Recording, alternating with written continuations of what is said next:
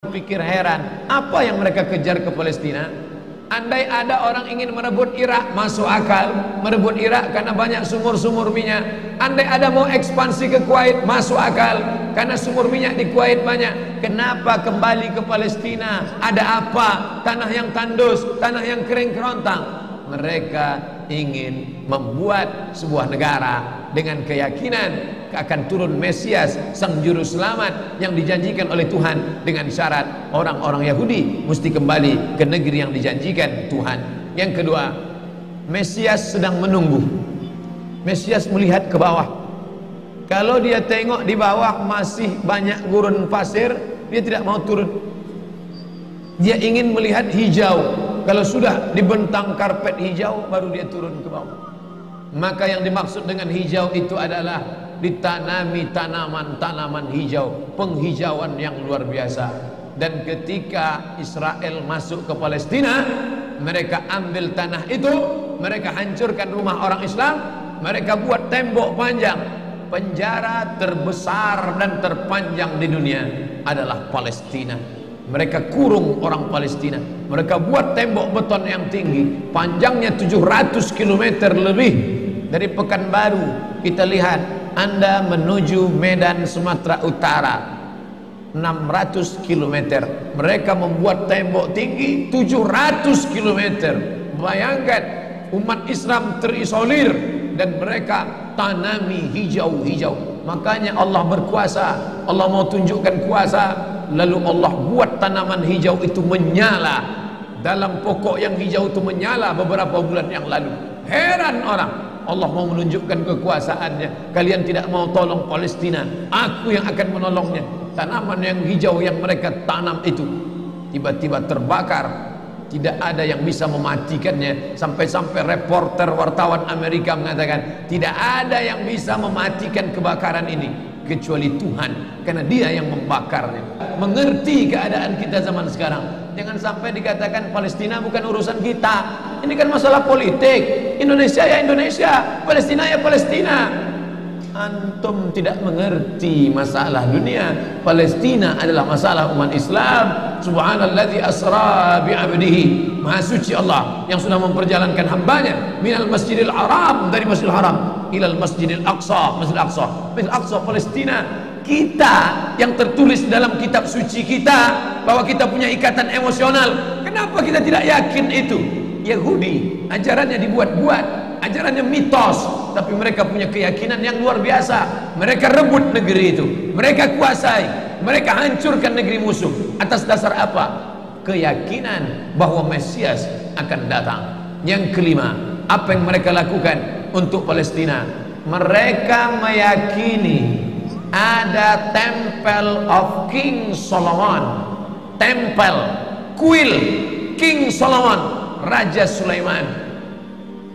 Datang pula orang Indonesia latah, dikatakannya Sulaiman ini kerajaannya bukan di Palestina, di Yogyakarta, Sleman. Kata dia, King Solomon itu punya tempel kuil, dan Temple of King Solomon letaknya pas di bawah Al-Masjidil Aqsa. Apa maknanya?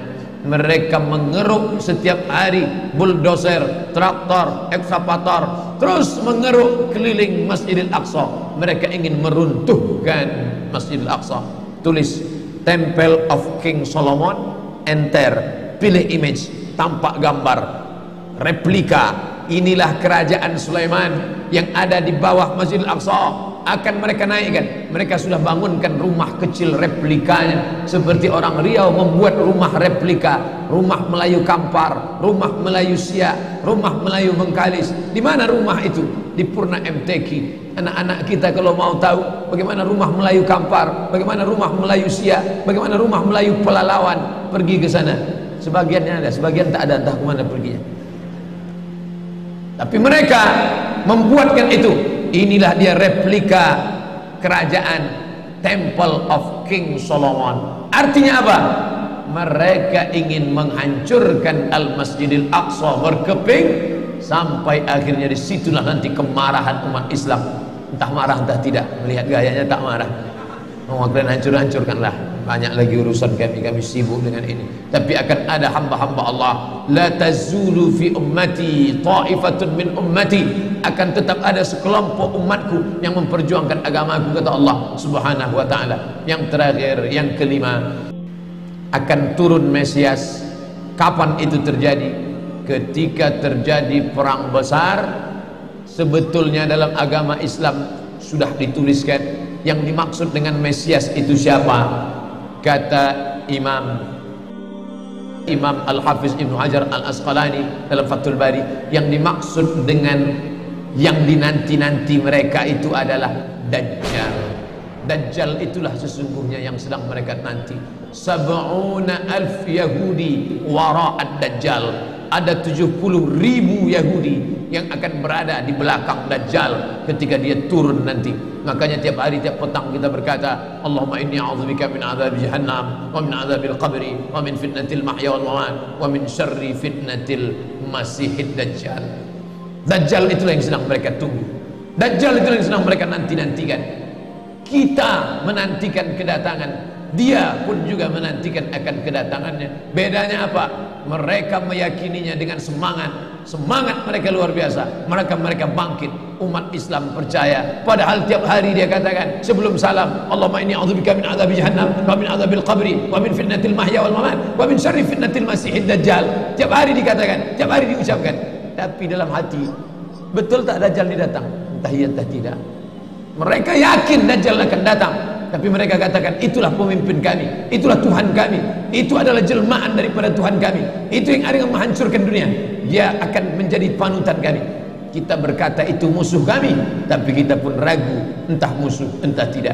Oleh sebab itu kita minta ampun kepada Allah atas kurangnya iman kita. Subuh ini kita bangkitkan semangat kita, tapi yang datang kepada, kenapa Allah tidak menolong?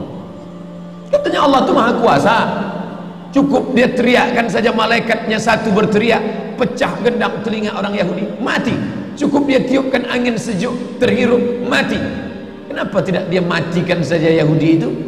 Datang Syekh Muhammad Jibril, Syekh Dr. Muhammad Jibril, Syekh Profesor Dr. Muhammad Jibril, dosen tafsir Al-Azhar.